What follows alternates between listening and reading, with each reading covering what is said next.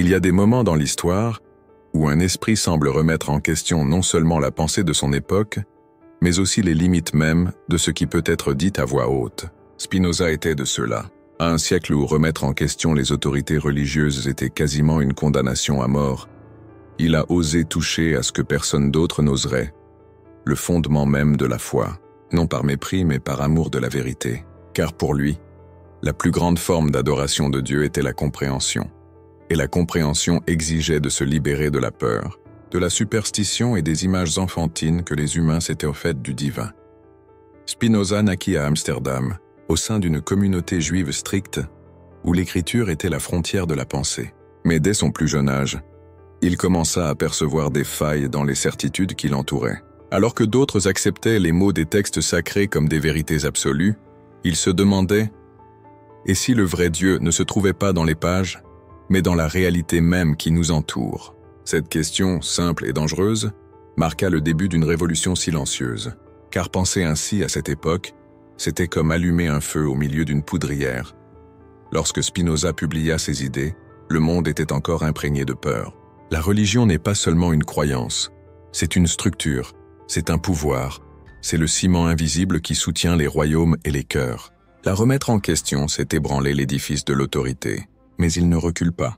Il ne se met pas dans la peau du provocateur gratuit, mais de l'observateur qui cherche à comprendre pourquoi les hommes se laissent emprisonner par ce qu'ils prétendent adorer. Et la réponse la plus déconcertante qu'il offre est peut-être celle-ci. Les hommes ne craignent pas Dieu, ils se craignent eux-mêmes. Ils craignent le vide, l'incertitude, le hasard. Et pour éviter d'affronter cet abîme, ils créent des dieux à leur image et à leur ressemblance, habités des mêmes passions, rages et désirs qui les dévorent. Spinoza a compris que la plus grande prison humaine est le besoin de transformer l'inconnu en quelque chose de familier. Lorsque la foudre traverse le ciel, l'homme primitif ne cherche pas à comprendre le phénomène. Il l'interprète comme un signe divin. Lorsque la récolte est mauvaise, il ne cherche pas de cause naturelle. Il se croit puni. Ainsi naît la superstition, comme une consolation face à la peur. C'est pourquoi Spinoza disait « Si les hommes pouvaient gouverner leur vie par la raison, la superstition disparaîtrait de la terre. Mais ils ne le peuvent pas, ou peut-être ne le veulent-ils pas, car la raison exige du courage, et la peur offre du réconfort. Ce qui rend Spinoza unique, ce n'est pas seulement sa critique de la religion, mais aussi sa façon de la reconstruire. Il ne dit pas « Dieu n'existe pas ». Au contraire, il affirme que Dieu est tout ce qui existe. Dieu n'est pas un être séparé du monde, mais la substance infinie qui se manifeste en toute chose. Rien n'est extérieur à Dieu, et rien n'advient sans être une expression de sa nature. Cette idée, aussi belle que radicale, bouleverse d'un seul coup toute la logique de la foi traditionnelle. Car si tout est Dieu, il n'y a plus de place pour les miracles, les châtiments ou les privilèges divins. L'univers tout entier devient l'expression d'une même force sacrée, régie par des lois rationnelles, et non par des caprices divins. Mais le monde de Spinoza n'était pas préparé à entendre cela. En 1656, il fut excommunié de sa communauté juive. Le document qui l'expulsait est l'un des plus durs de l'histoire. Personne ne devait lui parler, lire ses écrits, l'aider, ni même l'approcher. Spinoza était condamné au silence, mais paradoxalement, c'est dans ce silence que sa voix devint plus forte. Loin des églises et des synagogues, il put penser librement. Et la libre pensée en temps de dogme est le plus dangereux des miracles. Une scène imaginaire résume son courage. Un homme solitaire, debout devant une fenêtre, regarde la pluie tomber sur Amsterdam, méditant sur un Dieu qui n'a pas besoin de temple pour exister. Un Dieu qui ne juge pas, ne punit pas, ne promet pas. Un Dieu qui est, tout simplement, et dont la grandeur se révèle dans le simple fait que tout ce qui existe fait partie de lui.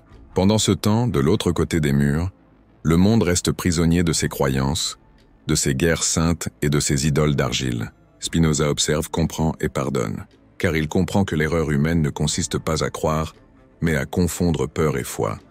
Le courage de Spinoza était plus qu'intellectuel. Il était spirituel. Il risqua sa sécurité, sa réputation, sa vie, tout en restant fidèle à ce qu'il croyait être la véritable lumière divine, la raison. À une époque où la foi était le refuge de ceux qui craignaient l'inconnu, il transforma la pensée en acte de révérence. Penser pour Spinoza, c'était prier avec un esprit ouvert. Comprendre le monde, c'était se rapprocher de Dieu.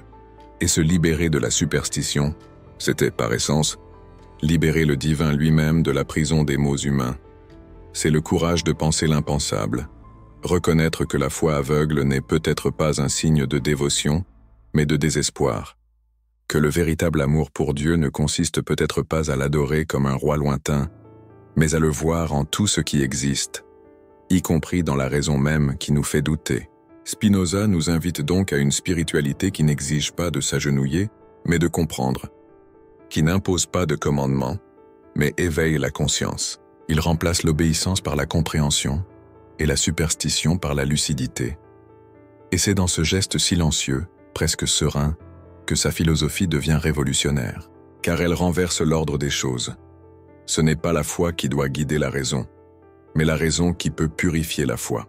Ce faisant, Spinoza ouvre une nouvelle voie, une voie où l'homme cesse d'être sujet à la peur et devient participant de l'éternité. Et c'est précisément à ce moment-là, où la raison commence à briller sur le territoire des croyances, que surgit la question centrale de la prochaine étape de ce voyage. Si la peur est la racine de la superstition, comment se transforme-t-elle en foi? Pour Spinoza, la superstition n'est non d'un excès de foi, mais d'un manque de compréhension. Elle surgit lorsque l'humanité, fragile face à l'inconnu, tente de donner un sens au chaos, et elle le fait de la manière la plus humaine possible, en projetant ses propres émotions sur l'univers. Peur, espoir, insécurité. Tout ce que l'humanité ressent en elle-même, elle le transfère au ciel. Ainsi, face au tonnerre, elle imagine le châtiment. Face à la peste, elle perçoit le châtiment. Face à la prospérité, elle se croit élue. La superstition, pour Spinoza, est la tentative désespérée de transformer le hasard en volonté divine. Et pourquoi agissons-nous ainsi? Parce que la peur est intolérable lorsqu'elle n'a pas de nom. Quand quelque chose nous blesse sans que nous sachions pourquoi, nous cherchons immédiatement une explication, n'importe laquelle. Nous préférons un mensonge qui nous console à une vérité qui nous laisse nus. L'esprit humain, dit Spinoza, oscille misérablement entre l'espoir et la peur. Cette oscillation est le berceau de la superstition. Quand tout va bien, l'homme se sent sage, autosuffisant, presque divin. Mais il suffit que la fortune l'abandonne, que la maladie survienne, que l'amour le trahisse, que l'avenir s'assombrisse, pour qu'il s'agenouille devant le premier oracle qui lui promet le salut. La superstition est la religion de la peur. Elle transforme l'inconnu en menace et propose une solution. La soumission. C'est comme si l'homme se disait « Je ne comprends pas ce qui m'arrive, mais si je m'incline, peut-être l'univers m'épargnera-t-il ?» C'est dans ce geste que naissent l'adoration, la prière mécanique et le sacrifice symbolique. Non pas parce que l'homme aime Dieu, mais parce qu'il craint de perdre le contrôle de ce qu'il ne comprend pas. L'autel devient un bouclier contre le hasard, et le prêtre, un traducteur de la peur collective. Spinoza perçoit cela avec une lucidité déconcertante. Il observe que lorsque les gens vivent dans l'incertitude, guerre, épidémie, pauvreté, la foi s'emballe, les églises se remplissent, les miracles se multiplient, les prophètes surgissent. Mais curieusement, lorsque règne la stabilité, lorsque la raison s'épanouit et que la vie devient plus sûre, la ferveur religieuse s'affaiblit. C'est comme si la peur était le carburant invisible de la croyance. Et c'est pourquoi il dit « La superstition entretient et se nourrit de la peur ». Elle est le reflet émotionnel d'un esprit qui a perdu son sang-froid face à la complexité de la vie. Imaginez un marin au milieu d'une tempête, les vagues s'élèvent comme des montagnes. Le navire craque, le ciel disparaît. À cet instant, il ne pense ni aux lois naturelles ni à la météorologie. Il prie, il supplie, il promet, il offre son obéissance en échange de sa survie. Mais lorsque la tempête passe et que le soleil revient, il oublie son vœu, rit de sa propre angoisse et poursuit sa route, jusqu'à la prochaine tempête. Telle est l'oscillation de l'âme superstitieuse. Un cycle sans fin de peur, d'espoir et d'oubli. Pour Spinoza, ce mouvement révèle l'immaturité spirituelle de l'humanité. Tandis que la raison cherche à comprendre les causes, la superstition se contente de fiction. L'homme superstitieux ne veut pas connaître la vérité, il veut juste se sentir protégé. Il préfère croire à l'existence d'un Dieu en colère, qui peut être apaisé, plutôt que d'accepter l'indifférence de l'univers à ses caprices mesquins. La superstition est le prix à payer pour vouloir un cosmos aux intentions humaines. Mais que propose donc Spinoza? Il propose la sérénité de la compréhension. La véritable liberté, dit-il, vient lorsque nous comprenons que tout ce qui arrive est nécessairement, qu'il n'y a ni hasard, ni punition, ni récompense, seulement des causes et des effets, interconnectés par un ordre infini. Lorsque l'homme comprend cet ordre, la peur se dissipe. Il n'a plus besoin de s'agenouiller pour mendier, ni de se lamenter sur l'inévitable. Il apprend à accepter, et accepter ici n'est pas résignation, mais participation lucide à la totalité. C'est regarder le tonnerre et dire « cela aussi est Dieu ». La superstition, en revanche, se nourrit de l'ignorance. Et l'ignorance, telle une ombre, se propage facilement lorsque la raison est faible. Spinoza observe que les professionnels de la foi, théologiens, prêtres, prédicateurs, ont appris à manipuler cette ombre. Plus les gens ont peur, plus ils deviennent dépendants. La religion, dans ce contexte, cesse d'être une voie de libération et devient un outil de contrôle. La peur n'est donc pas seulement un sentiment humain, c'est une stratégie politique. Et c'est là que la pensée de Spinoza devient dangereuse, car en montrant que la superstition naît de la peur, il dépouille la religion de son caractère sacré et la réduit à une construction humaine. Il dit en d'autres termes, ce n'est pas Dieu qui crée la superstition, ce sont les hommes qui l'inventent pour faire face à ce qu'ils ne comprennent pas. Cette phrase, pourtant simple en apparence, démantèle des siècles d'autorité, car si la peur est la cause de la foi, alors s'en libérer, c'est se libérer de la domination de ceux qui parlent au nom de Dieu. Mais bien sûr, se libérer de la peur est la tâche la plus difficile. Cela exige maturité intérieure, raison et acceptation de sa propre vulnérabilité. Le superstitieux recherche des garanties. Il recherche des signes, il recherche la certitude. La raison, quant à elle, n'offre que la compréhension, et la compréhension est plus exigeante que la foi. Elle est plus silencieuse, plus froide et plus ardue. C'est pourquoi beaucoup préfèrent le réconfort de la superstition à la solitude de la lucidité. Spinoza comprend cela avec compassion. Il ne méprise pas les superstitieux. Il déplore simplement le gaspillage de leur force vitale. Il voit que la superstition n'est pas seulement une erreur de pensée, mais un cri de désespoir. Elle est le reflet d'une âme qui n'a pas encore appris à faire confiance à l'ordre naturel du monde. Et c'est peut-être pour cette raison que sa philosophie n'est pas une attaque contre la foi, mais une tentative de la purifier. Il veut libérer le sacré de son masque de peur. Et c'est ici que se révèle le cœur de sa révolution spirituelle.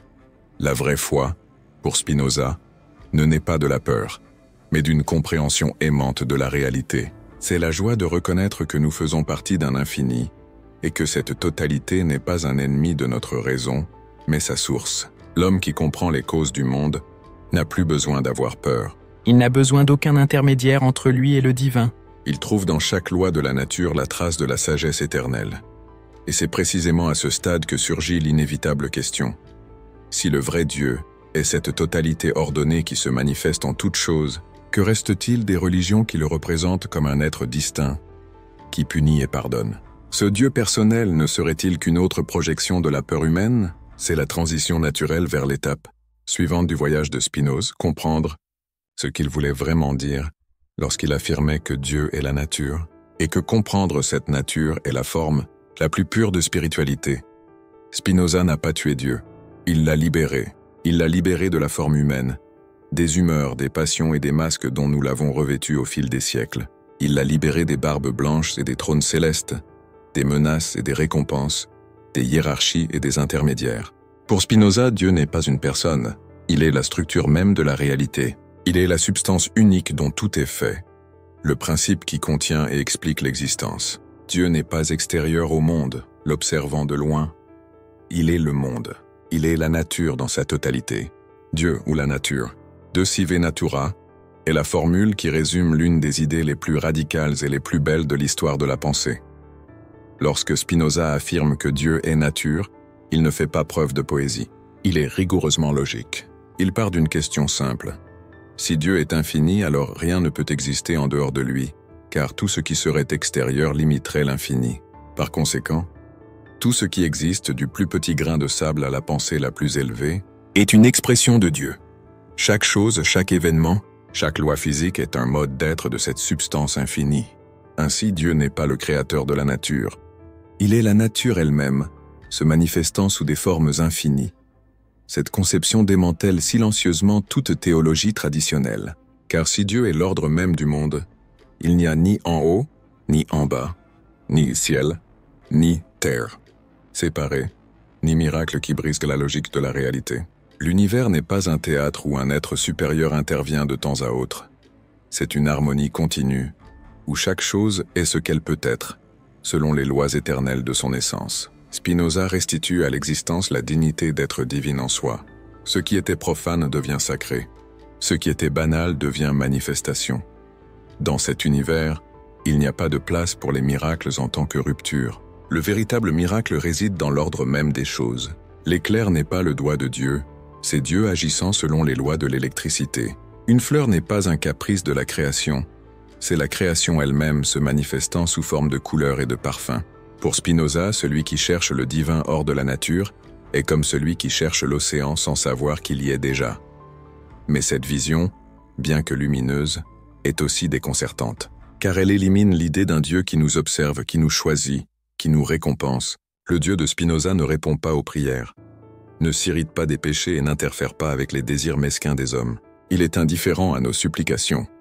Et c'est précisément dans cette indifférence que réside sa perfection. Un être qui éprouve des désirs, de la colère, de la compassion, est un être à qui il manque quelque chose. Et ce qui manque de quelque chose, dit Spinoza, ne peut être infini. Le vrai Dieu ne manque de rien, et par conséquent, il n'est pas ému par les émotions humaines. Ce concept est à la fois libérateur et dérangeant. Libérateur car il élimine la peur. Si Dieu ne punit pas, il n'y a rien à craindre. Dérangeant car il élimine aussi la consolation. Si Dieu n'intervient pas, il n'y a personne à qui s'adresser.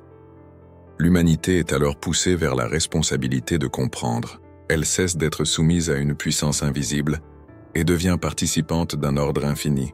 La spiritualité dans ce nouvel horizon ne consiste pas en l'adoration, mais en la compréhension. Spinoza considère la raison comme le véritable temple. Penser est, pour lui, l'acte suprême de révérence. Chaque fois que l'esprit comprend une cause, il se rapproche du divin. Non parce qu'il saisit un secret, mais parce qu'il s'harmonise avec la vérité. L'amour intellectuel de Dieu, expression qu'il utilise pour définir l'état suprême de l'âme, n'est pas un amour sentimental, mais une forme de joie née de la compréhension de la nécessité des choses. C'est l'extase de la lucidité, c'est la paix de réaliser que tout ce qui existe est comme il devrait être, non parce qu'un Dieu l'a voulu, mais parce que rien ne pourrait être autrement. Il y a une sérénité presque cosmique dans cette vision. L'homme qui l'atteint, dit Spinoza, ne craint plus la mort, car il comprend que rien n'est perdu. Tout retourne à la substance infinie dont il est fait. Il ne se rebelle plus contre la souffrance, car il comprend que ses causes sont aussi naturelles que le soleil lui-même. Il n'en vit plus, ne hait plus, ne prie plus pour obtenir des récompenses. Il vit selon la raison, et cette raison le réconcilie avec l'éternité. Mais pour ceux qui vivent encore sous l'emprise de la superstition, cette idée paraît hérétique, car le Dieu décrit par Spinoza ne peut être possédé par aucune religion. Il n'est ni le Dieu des temples, ni le Dieu des prophètes, ni le Dieu des livres. C'est un Dieu sans visage, sans voix, sans frontières, un Dieu qui n'a besoin d'aucun intermédiaire, d'aucun rituel, d'aucun dogme. Un Dieu présent en tout, y compris dans le doute lui-même, et c'est précisément pourquoi les religieux de son époque le considéraient comme dangereux, car un Dieu présent en tout est un Dieu qui n'appartient à personne. L'audace de Spinoza réside dans sa capacité à transformer notre perspective. Là où nous voyons autrefois le péché, il voit la nécessité.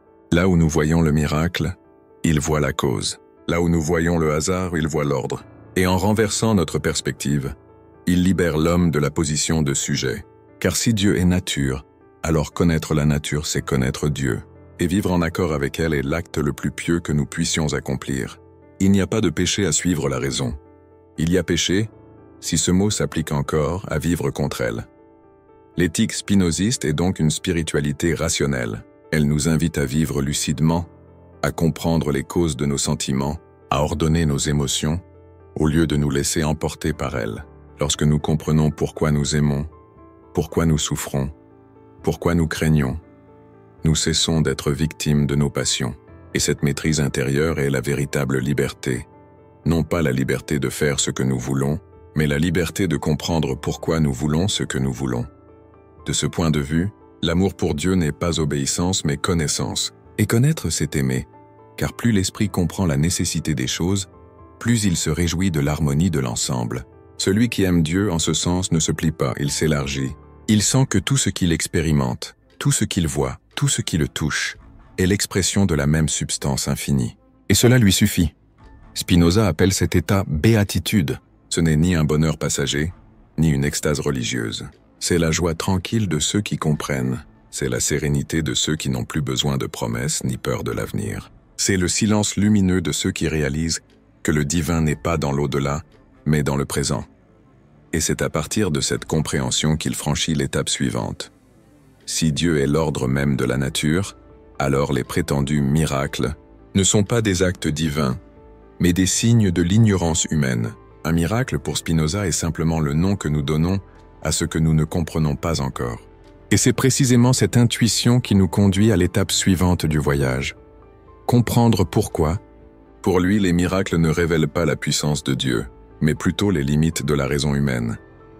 Spinoza ne croyait pas que le mal des religions résidait dans la foi elle-même, mais dans la manière dont elle était utilisée. Il voyait clairement que la religion, dans sa forme institutionnelle, était devenue un théâtre de manipulation, une scène où quelques-uns, investis d'une autorité divine, mettaient en scène la peur pour dominer le plus grand nombre, et ce spectacle, affirmait-il, était entretenu non par la lumière de la raison, mais par l'ombre de l'ignorance. Selon Spinoza, les prêtres ont appris, au fil des siècles, à maîtriser l'âme humaine en exploitant sa plus grande faiblesse, la peur de l'inconnu. Ils ont compris qu'une personne terrifiée recherche la sécurité, et que rien n'offre une plus grande sécurité que la promesse de quelqu'un qui prétend comprendre la volonté de Dieu. Ainsi, les prédicateurs sont devenus des interprètes de l'invisible, des traducteurs du mystère, et, peu à peu, ont commencé à occuper la place du divin lui-même. Il ne suffisait plus d'adorer Dieu. Il fallait obéir à ceux qui parlaient en son nom. Le philosophe observa que cette relation entre peur et pouvoir religieux produisait une forme de servitude déguisée en foi. Les hommes, convaincus que leurs souffrances étaient des châtiments et leurs bénédictions des récompenses, vivaient prisonniers d'un cycle de culpabilité et de soumission. Plus ils craignaient le châtiment divin, plus ils obéissaient. Plus ils obéissaient, plus ils abandonnaient leur raison. La religion, en ce sens, devint un instrument parfait. Elle contrôlait non seulement le corps, mais envahissait aussi l'esprit. Spinoza voyait dans ce mécanisme l'un des outils de pouvoir les plus ingénieux jamais conçus. Car la peur politique peut être combattue par la révolte. Mais la peur sacrée est inviolable. Qui craint la mort peut combattre, qui craint l'enfer s'agenouille. Et c'est pourquoi les institutions religieuses, de tout temps, ont été si proches des trônes. Rois et prêtres ont compris très tôt que gouverner ensemble était plus efficace que gouverner séparément. Le pouvoir politique avait besoin de légitimité, le pouvoir religieux, de force. Ainsi l'un bénissait l'autre. Dans son traité théologico-politique, Spinoza décrit cette alliance avec une lucidité presque cruelle. Les chefs religieux, en promettant le salut, garantissaient la soumission. Les dirigeants, en protégeant la religion, garantissaient l'obéissance. Il en résulta un peuple infantilisé, incapable de penser par lui-même, vivant sous une morale imposée, persuadé que désobéir à la loi équivalait à désobéir à Dieu. La raison critique fut remplacée par la croyance, la responsabilité par l'obéissance, la liberté par la peur. Il observe que beaucoup de prêtres ne cherchent pas vraiment à éduquer les gens. Ils veulent les maintenir dans un état de dépendance. Et pour ce faire, ils alimentent leur insécurité. Ils parlent de péché plus que de vertu, d'enfer plus que d'amour, de damnation plus que de compréhension. Il est plus facile de diriger un peuple terrifié qu'un peuple éclairé. Et plus la peur grandit, plus le pouvoir de ceux qui l'administrent s'accroît. Spinoza écrit « Les hommes qui se disent serviteurs de Dieu deviennent, en réalité, les maîtres des hommes ». Cette phrase contient à la fois le poison et le remède de sa philosophie. Le poison, car elle dénonce l'hypocrisie d'une foi qui sert la vanité des dirigeants plus que la piété des fidèles. Le remède, car elle nous rappelle que la spiritualité n'a pas besoin d'intermédiaire, que le sacré peut être vécu sans le poids de l'autorité, sans le bruit des menaces. Mais ce qui est le plus admirable chez Spinoza, c'est que sa critique n'est pas empreinte de rancœur. Il n'écrit pas en rebelle haïssant la religion, mais en esprit libre qui déplore sa transformation en instrument de domination. Pour lui, la vraie religion doit libérer, non emprisonner. Elle doit éveiller la compréhension, non l'étouffer. La foi, dans sa forme la plus pure, serait une joie née de la compréhension de l'ordre divin et non une servitude née de la peur du châtiment. Cependant, cette vision était subversive à son époque et l'est peut-être encore aujourd'hui, car elle postule que le pouvoir religieux n'existe qu'aussi longtemps que l'ignorance existe. Quand la raison s'accroît, la peur diminue. Et quand la peur diminue, le pouvoir du prêtre s'affaiblit. La foi éclairée est le plus grand ennemi des théocraties. Et c'est pourquoi, tout au long de l'histoire, tant de penseurs ont été persécutés. Car apprendre aux gens à penser par eux-mêmes revient à les arracher à ceux qui les gouvernent par la superstition. Spinoza va plus loin. Il montre que l'instrumentalisation politique de la religion est une manière d'emprisonner même la conscience. En transformant la libre pensée en hérésie, les prêtres contrôlent non seulement les actes des gens, mais aussi ce qu'ils sont capables d'imaginer. Quand le doute devient péché, la peur remplace la curiosité. Et là où règne la peur, la raison sommeille. La superstition prospère alors. Mais il y a quelque chose de profondément humain dans la vision de Spinoza. Il ne voit pas les prêtres comme des monstres, mais comme des hommes prisonniers de la même peur qu'ils propagent. Il croit que sans contrôle, le peuple sombrerait dans le chaos, que sans doctrine, il n'y aurait pas de morale, que sans peur, il n'y aurait pas d'obéissance. C'est une croyance paradoxale. Pour sauver les âmes, il faut les maintenir captives, et ce faisant, ils finissent par devenir victimes de l'illusion qu'ils ont créée. La critique spinoziste ne vise donc pas seulement le clergé, mais toute forme de pouvoir qui se nourrit de la peur, qu'elle soit religieuse, politique ou morale. Le véritable ennemi de la liberté, disait-il, n'est pas la foi, mais la servitude volontaire. C'est l'habitude de s'en remettre à autrui. La véritable tyrannie ne réside pas seulement dans les trônes, mais dans les consciences. Et c'est ici que Spinoza pose les bases de l'une des distinctions les plus importantes de sa philosophie, la différence entre foi externe et foi interne. Car si le pouvoir religieux domine l'homme par les manifestations extérieures de la foi, rituels, normes, dogmes, c'est en lui, dans l'espace intime de la conscience, que la véritable liberté peut encore résider. La religion n'a donc pas besoin de disparaître, elle doit être purifiée, elle doit cesser d'être un instrument de peur et devenir un langage de sagesse.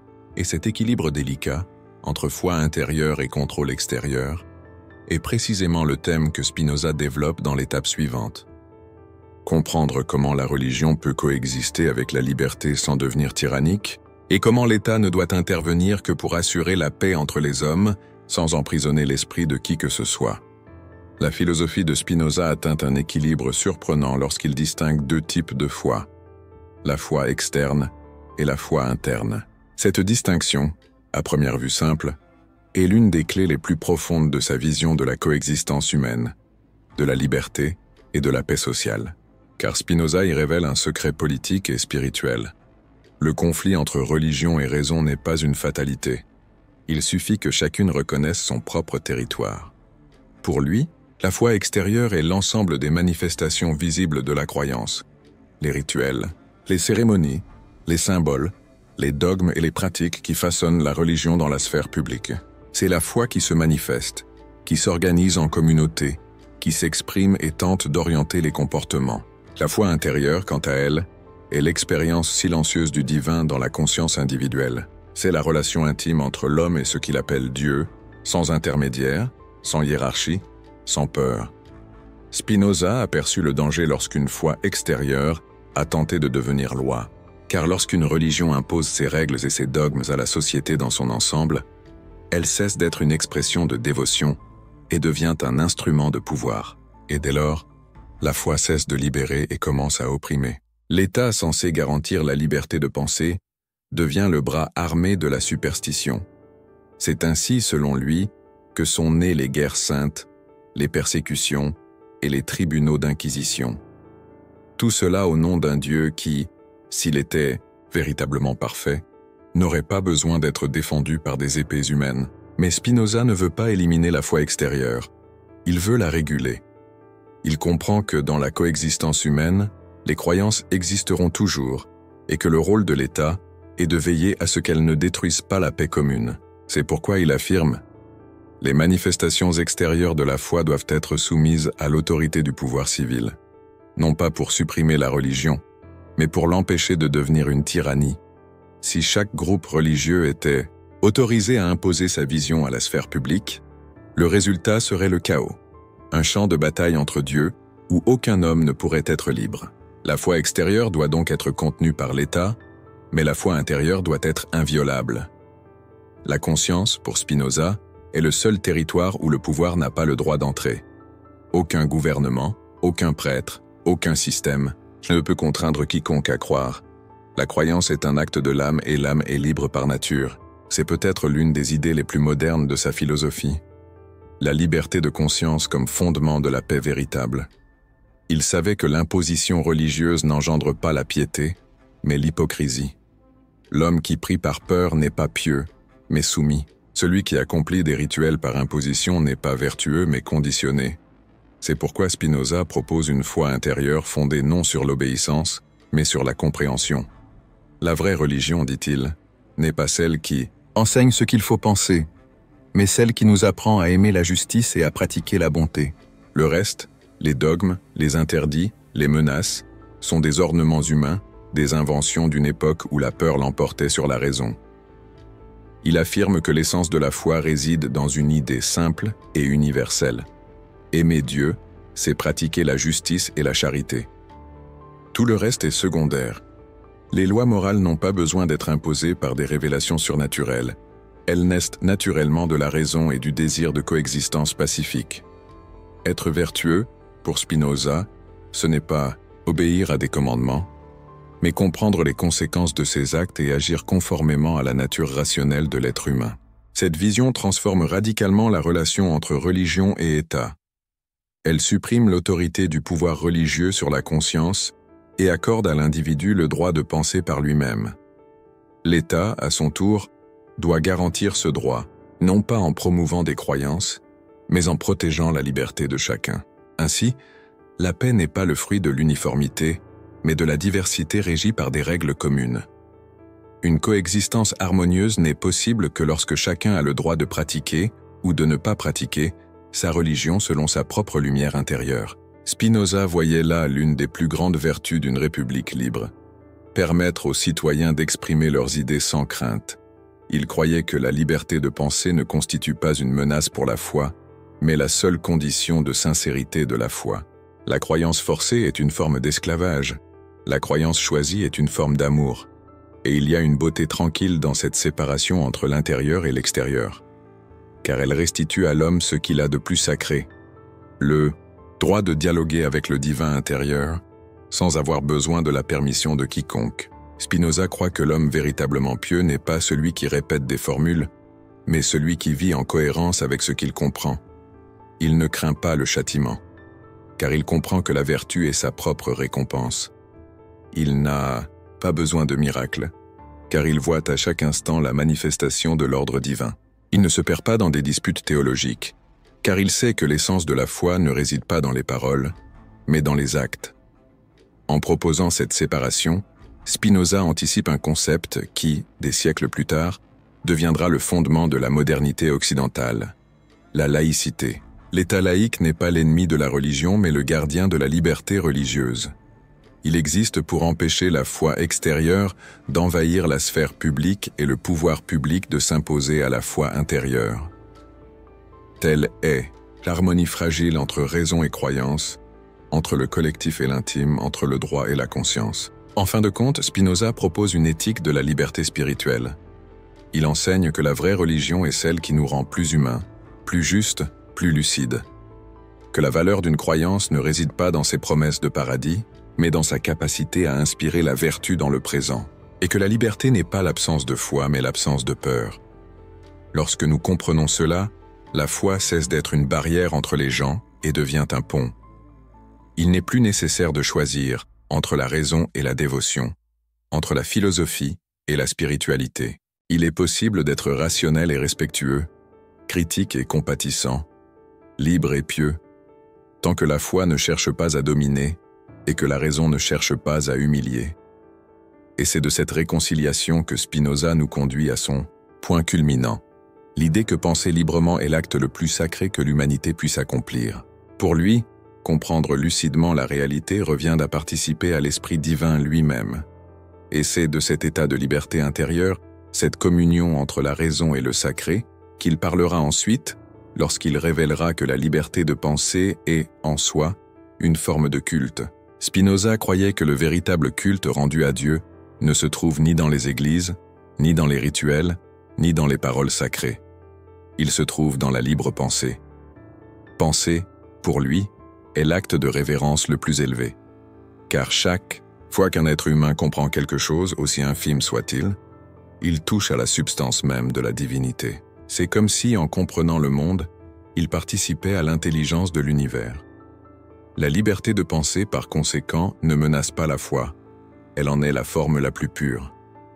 Il considérait la pensée comme un rayon de lumière divine qui habite chaque être humain. Et cette lumière n'appartient à aucune institution et ne peut être régulée par décret. Aucun pouvoir n'a le droit de dicter ce que l'on doit croire, car la pensée est le territoire où le divin se manifeste le plus intimement. Y porter atteinte est une profanation, non pas contre l'humanité mais contre Dieu lui-même. C'est pourquoi Spinoza affirmait fermement que la liberté de penser et d'exprimer ses pensées est le fondement de toute paix véritable. Cependant, cette idée était révolutionnaire à son époque. Dire que la liberté de penser est sacrée était, au XVIIe siècle, une hérésie. Les autorités religieuses voyaient la liberté comme le début du désordre. Les gouvernements la voyaient comme le danger de la rébellion. Mais Spinoza voyait autre chose. Il voyait que l'ordre imposé par la peur n'est que silence, et non la paix. La véritable harmonie n'est non pas de la répression des idées, mais de leur coexistence. Une société n'est stable que lorsqu'elle permet aux esprits de s'exprimer sans crainte. Selon lui, réprimer la pensée revient à essayer d'éteindre le soleil avec les mains. On peut étouffer la lumière un instant, mais elle trouvera toujours une faille par où s'échapper, car la raison, une fois réveillée, ne se rendort jamais. Et plus on tente de la réduire au silence, plus elle s'intensifie. C'est pourquoi Spinoza pensait qu'aucun régime ne peut être véritablement sûr s'il n'accorde pas à ses citoyens la liberté de penser. La tyrannie peut contrôler les corps, mais jamais la conscience, et un corps dominé de l'extérieur trouvera toujours un moyen de résister de l'intérieur. La liberté de penser, cependant, n'est pas seulement un droit politique. Pour Spinoza, c'est une nécessité spirituelle. C'est le moyen par lequel l'homme s'élève au-dessus des passions et accède à la sérénité divine.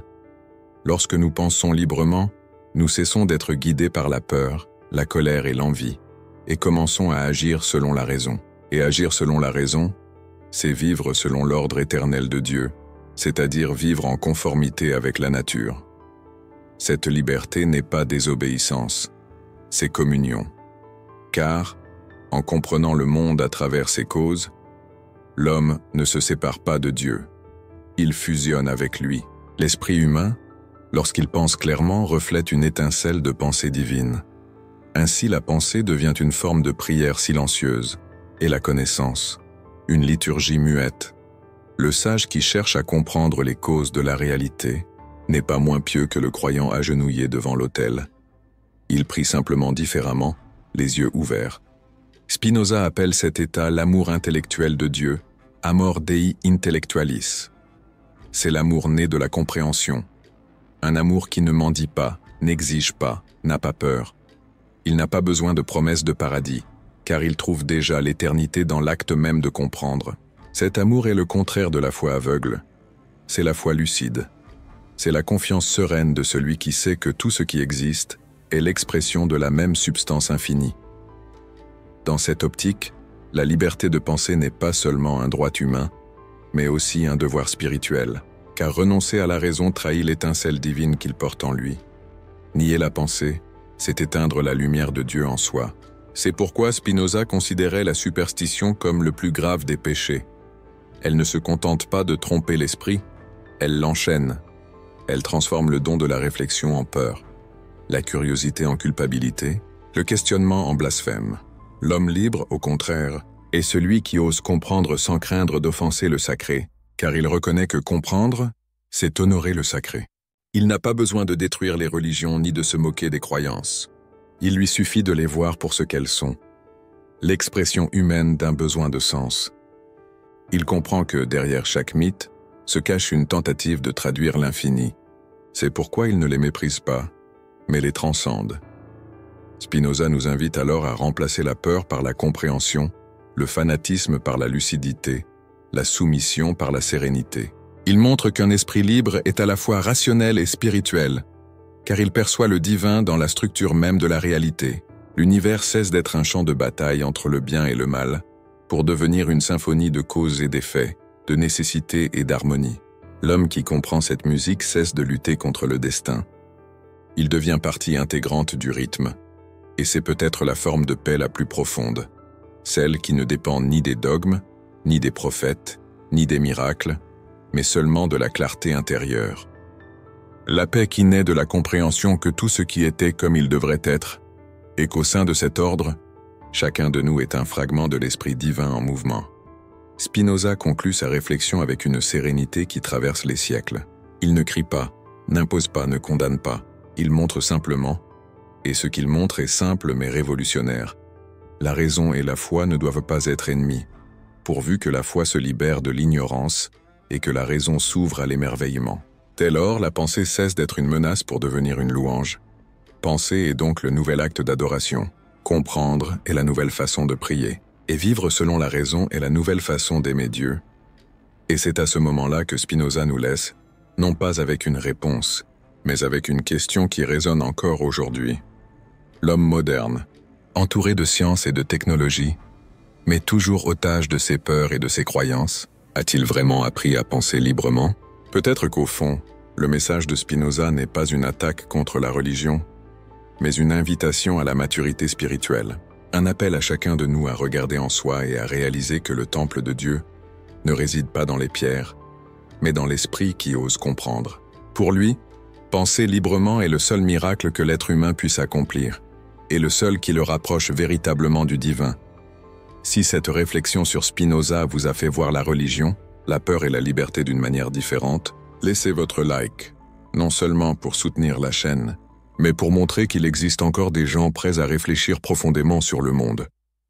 Écrivez dans les commentaires ci-dessous ce qui vous a le plus touché dans la vision de Spinoza. Était-ce l'idée de Dieu comme nature, la critique de la superstition, ou l'invitation à penser comme un acte sacré? Je lis attentivement chaque commentaire car cet espace est précisément destiné à cela, à réfléchir ensemble. Et si vous souhaitez continuer à approfondir la pensée de Spinoza, consultez les autres vidéos de la chaîne sur sa philosophie. Il y a de quoi compléter cette conversation. Le cheminement de la connaissance, comme la pensée de Spinoza, ne s'arrête jamais, il ne fait que s'approfondir. Alors abonnez-vous à la chaîne, activez la cloche et rejoignez-moi dans cette quête d'une compréhension toujours plus libre, plus lucide et plus humaine.